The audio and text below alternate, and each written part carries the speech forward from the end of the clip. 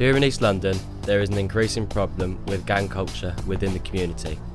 In this documentary, we travel to local areas of East London to explore just how severe the issue is. Yeah, I think it's become an increasing problem, and I think what we've seen is a shift from other local East London boroughs and a movement out towards Buckingham and Dagenham.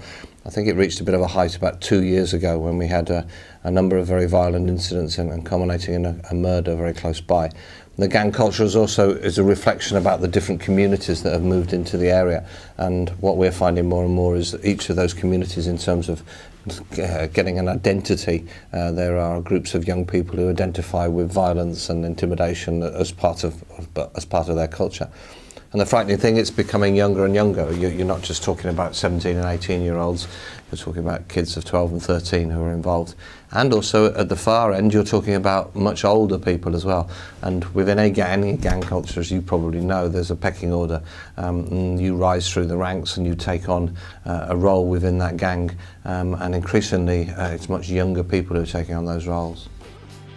Following on from an interview with a local head teacher, we travelled to Dagenham to speak to a local student who recently became a victim of a gang-related crime.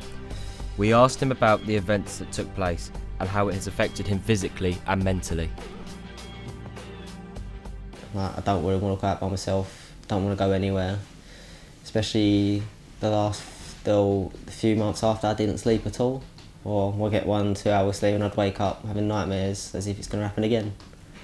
But like I said, no one really notices it. Like, everyone wants to help you out, but then they can't because it's all up there instead of like what they can see.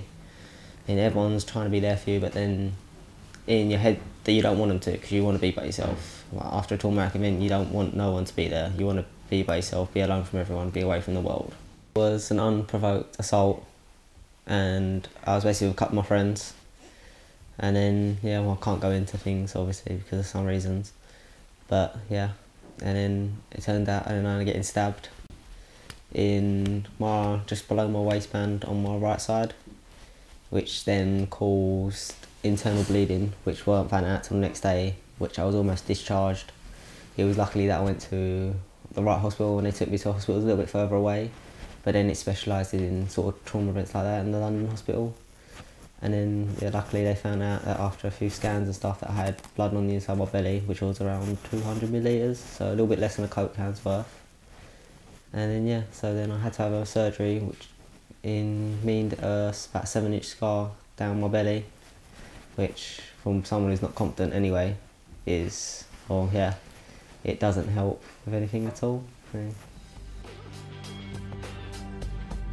After looking deeper into the effects of gang crime, we then asked the question whether or not enough is being done to tackle this growing problem.